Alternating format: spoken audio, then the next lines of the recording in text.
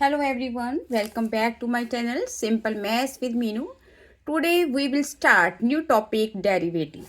But before introducing about the particular definition of derivative, I would like to tell you it's important in our daily life. Now, derivative is a powerful mathematical tool. Whenever we want to know how fast something is changing at particular instant, whether it is speed of car, growth of population or slope of curve. So we use derivative. Now for example, suppose a car travels 40 km in first hour, 60 km in second hour, then the average speed of car for 2 hours, that will be equal to, as we know, average 40 plus 60 by 2, that is 50 km per hour. So average speeds tell us about the speed of car for 2 hours, that is a particular interval of the time, but it does not tell us speed of car exactly at a particular time, that is if you want to know at exactly time 10:30 am. So to know the speed of car at the exact instant, we need instantaneous speed. So as we know, speedometer of the car that show instantaneous speed, and but in daily life the instantaneous speed is found using derivative.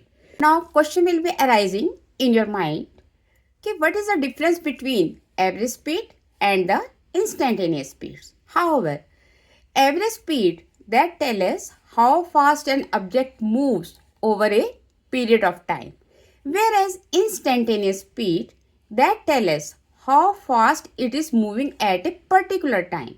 So in mathematics, derivative help us to find this instantaneous rate of change. So that is why derivatives are very important in our daily life. Now come to definition. Suppose f is a real valued function and c is point in its domain. What it means? C is point in its domain, that at the point C, f is well defined. So then derivative of f at C, that is defined as f dash c, that is equal to limit h tends to 0, fc plus h minus fc over h, provided limit exists. So this limit is called derivative of f at a point C, and it is denoted by f dash c or d over dx fx at the x is equal to c, or d over dxy at x is equal to c.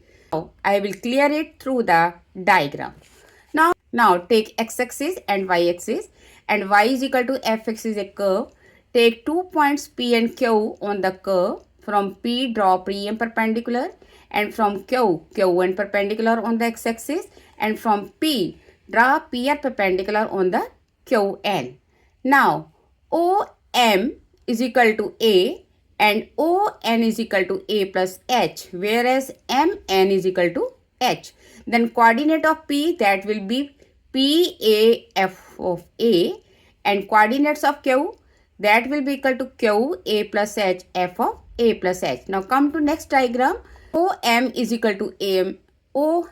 Here OM is equal to A, ON is equal to A plus H, MN, that is equal to H, PM is equal to RN, that is equal to F of A, and Qn is equal to F of A plus H, QR, that is equal to Qn minus Rn, that is equal to F of A plus H minus F of A, whereas PR is equal to Mn, that is equal to H. Now slope of the chord PQ, that is equal to F of A plus H minus F of A over A plus H minus A, and that is equal to F of A plus H minus F of A over H. Now as the point Q that tending to P, we observe when it will move towards the P, H will tends to 0 and chord P will become tangent at P. At this time, the angle theta, that will tends to psi. The meaning of the derivative from the triangle RPQ tan theta is equal to r cube over PR, that is equal to f of a plus h minus f of a over h. Now, as we observe, when Q moves along the curve towards P, so that Q approaches nearer to the point P, ultimately coincide with it. That means Q tends to P. And the limiting position of the chord PQ that becomes tangent at P, that is PA, and makes an angle XAP, that is equal to psi with the positive direction of the x-axis. Now, limiting value of the theta, that is equal to psi.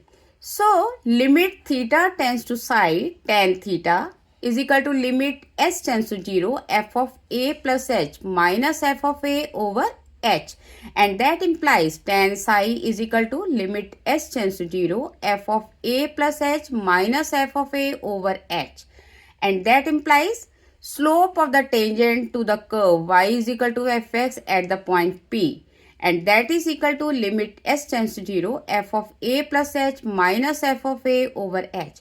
Now this limit, if exists, that is called derivative of f at the point A, and it is denoted by f dash a or d over dx fx at x is equal to a, or dy over dx at the x point x is equal to a. Now that implies derivative of f at a that represents geometrically the slope of the tangent to the curve y is equal to fx at the point PA f of a. Now since the derivative represents the limit, so we will consider both derivatives connected to both limits. That implies f dash a, that is equal to limit s tends to 0, f of a plus h minus f of a over h if it exists. That means right derivative of function at the point A, that is equal to left derivative of the function at the point A. And right derivative, that is equal to limit s tends to 0 plus. That means ki h is, we are taking points from the right neighborhood of the A. Limit s tends to 0 plus f of a plus h minus f of a over h if it exists. A left derivative of the f at the point A, that is equal to limit s tends to 0 minus. That means we are taking points from the left neighborhood of the A, and so limit s tends to 0 minus f of a plus h minus f of a over h if it exists. So f is variable at point A if and only if right derivative of the function at point A that will be equal to left derivative of the function at the point A. In general, derivative of the fx at x, that is denoted by f dash x. So, define definition derivative from the first principle or ab initio or delta method. That means f dash x is equal to limit s tends to 0, f of x plus h minus fx over h if it exists. So, domain of the f dash x, that is a set of those points where above limit exists, and notation, that is f dash x or d over dx fx or equal to d over dx y or equal to capital dy, where y is equal to fx. Now come to first example. Find the derivative of y is equal to x square by the first principle, or we can say delta method, or we can say ab initio, or we can say by definition. So we are given y is equal to fx is equal to x square, mark 1, and f of x plus h, that is equal to x plus s square, mark 2. Now f dash x, that is equal to limit s tends to 0, f x plus h minus fx over h. Substitute the values, that will be equal to limit s tends to 0, x plus s square minus x square over h. Now solve a plus b square, that will be equal to limit s tends to 0, x square plus 2xh plus s square minus x square over h, and that cancelling x square.